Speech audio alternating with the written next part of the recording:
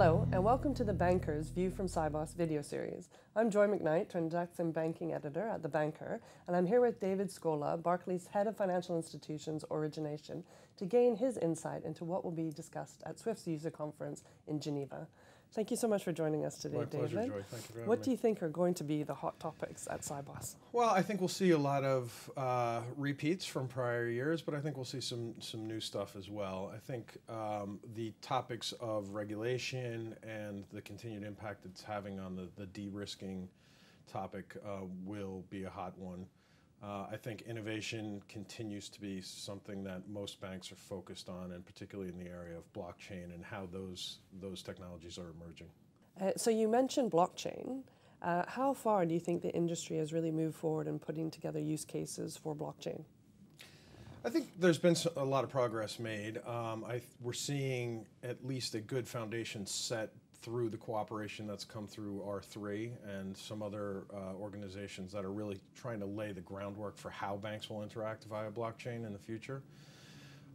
We have also seen a few practical applications as well. Just most recently at Barclays, we launched the world's first LC confirmation using the blockchain, and we actually processed the transaction for the Irish Milk Board in a matter of 4 hours. It typically takes 10 days. So I think we're starting to see how blockchain can make particularly documentation intensive practices flow much more smoothly and much more quickly than using old technology.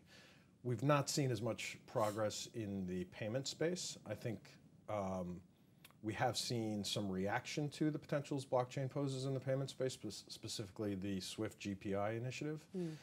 Which is trying to embed some of the transparency and functionality that you get with the blockchain, but using the existing SWIFT network. So I think we're starting to see applications, but it's still very early days. Okay, and you mentioned de-risking, and I think there's sort of almost a rethink of correspondent banking in general going on. Yeah. Again, how far has the industry progressed, and what role can Sibos play in actually driving that discussion forward?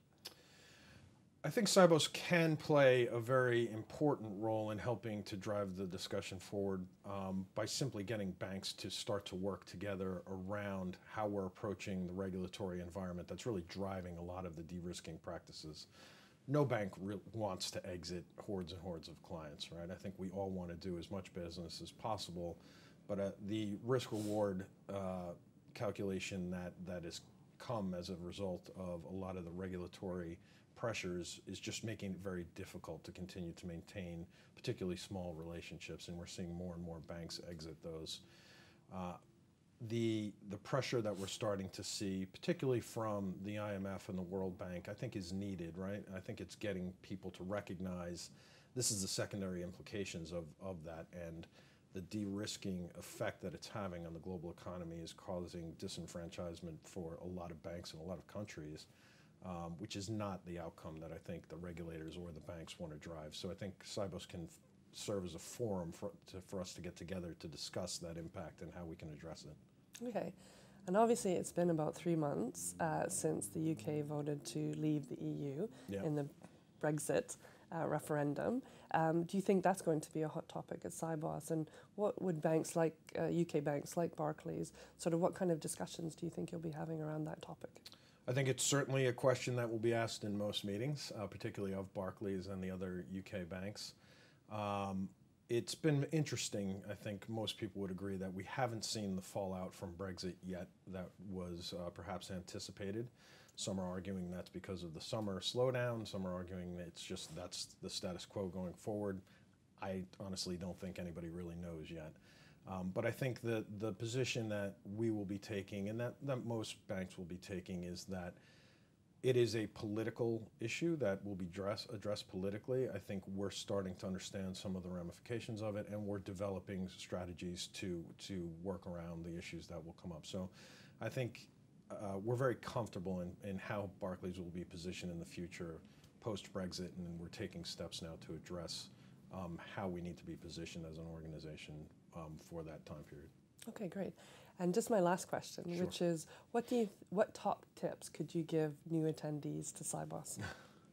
This is going to be one of those do as I say, not as I do tips, because I haven't been able to practice this, but actually take advantage of the great intellectual property that's on display at Sibos and actually participate in some of the plenary sessions. I never managed to get to many of them, unfortunately, but there is a lot to be learned at Sibos. There's a lot to be shared from all of the banks that are, and fintechs and providers that are there. So really just make as much use of your time there. I know it's exhausting. It's a hectic week for all of us, but I think what can be gained just through attending the sessions and through engaging with your colleagues and your competitors and learning from them is hugely important. Okay, great. Thank you so much, David. Thank you, Joy. Pleasure to see you again.